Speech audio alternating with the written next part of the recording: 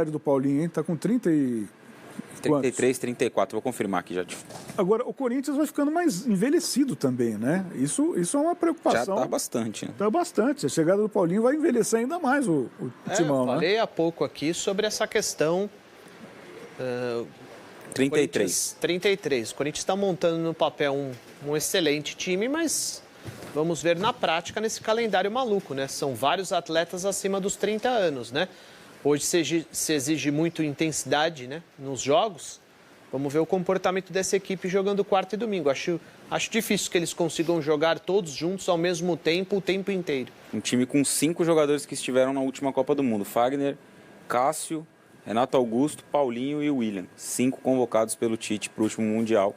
Estarão no Corinthians na próxima temporada. Desculpa, Raí. Pode completar. Agora, na primeira tela, nós temos exatamente a posição do Paulinho de 2012.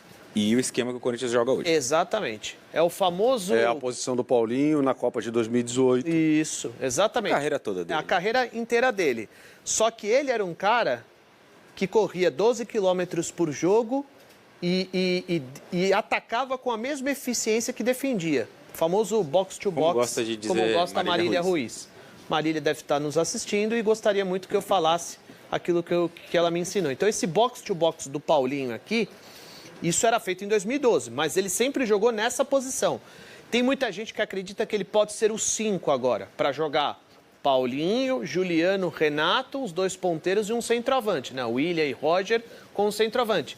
Paulinho como 5, não sei se ele topa não, viu? É difícil imaginar, mas é algo que pode acontecer com o treino, né? A gente viu vários jogadores ao longo da carreira recuando, né? Ou pode ser Pirlo é o principal exemplo desse. Ou pode ser uma coisa circunstancial, claro que é um né? com De repente, características muito diferentes. Mas Agora... eu não consigo ver, Kaká, rapidamente, independentemente da configuração dos jogadores, eu não consigo ver o meio de campo do Corinthians sem o do Queiroz hoje. Eu acho que ele é um jogador fundamental no setor, é um cara que vai dar um pouco mais de intensidade, como o Ivan citou, né? Um cara que vai dar um pouco mais de ritmo, de velocidade em alguns momentos. Não consigo imaginar sem ele. Acho que é uma questão de compor ali com outros jogadores em volta. E também não consigo ver muito o Corinthians sem o Juliano hoje, pela temporada que fez, né? Acho que das contratações foi ali um dos que mais se destacou. Claro que o Renato Augusto é um jogador muito acima da média. O Roger Guedes foi decisivo em muitos jogos. O William fez um excelente jogo contra o Grêmio, embora tenha perdido ali algumas partidas por conta de lesão. Como o Silvinho falou lá atrás, no início, né? No primeiro bloco, quando ele estava citando a questão do Paulinho, é uma dor de cabeça boa. E ele vai ter que trabalhar bastante para conseguir encaixar todas essas peças aí. Ô Bernardo, você que assiste absolutamente tudo de futebol internacional, que Paulinho é esse que está chegando? Quer dizer, qual é a relevância de conquistar N títulos no futebol chinês? Não. Vai agregar de que forma? Não estava jogando. Eu acho que a coisa aqui até o Raí deu um excepcional gancho para fazer mais uma observação em relação ao Silvinho. Tentar justificar o que para mim é um trabalho ruim. Em 2 jogos, o Silvinho colocou o Duqueiroz, eu concordo 100% com o Raí em relação ao posicionamento dele ideal, acho que é jogando no meio de campo, né? Não na lateral direita. E o Silvinho o coloca na lateral contra o São Paulo e contra o Grêmio. Porque não tinha o Fagner. Não tinha o Fagner, mas poderia ter colocado o João Pedro, por exemplo, contra o Grêmio. E o que acontece? O gol do Grêmio sai em cima do Queiroz. Ele fez uma aposta no Xavier, que começa errando a jogada, que resulta no cruzamento do Ferreirinha. O gol contra o São Paulo sai também numa falha de posicionamento dele, do João Vitor e do Gil, dos 3 jogadores, né? O gol do São Paulo sai pelo lado esquerdo ofensivo do São Paulo. Então, mais uma vez, por que o jogador que rende mais no meio de campo não joga nessa posição no meio de campo, onde eu concordo com o Raí? Mas eu acho que nesse caso aí, Berna, foi mais uma questão circunstancial por não ter o Fagner e o João Pedro ser um jogador que atuou pouco, não teve muito espaço. Mas é um jogador assim, ficou muito tempo parado. Veja, voltando ao começo de tudo, é a minha opinião, então somente. Sim, sem dúvida.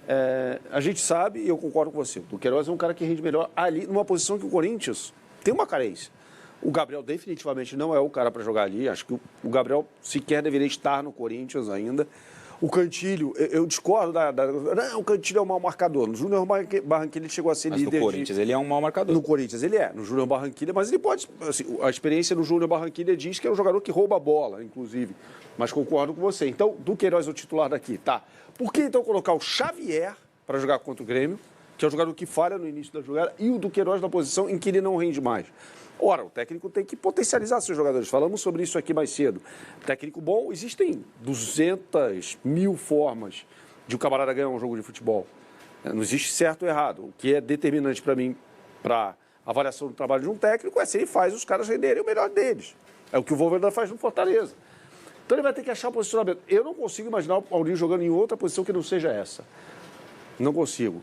Volta a questão Silvinho.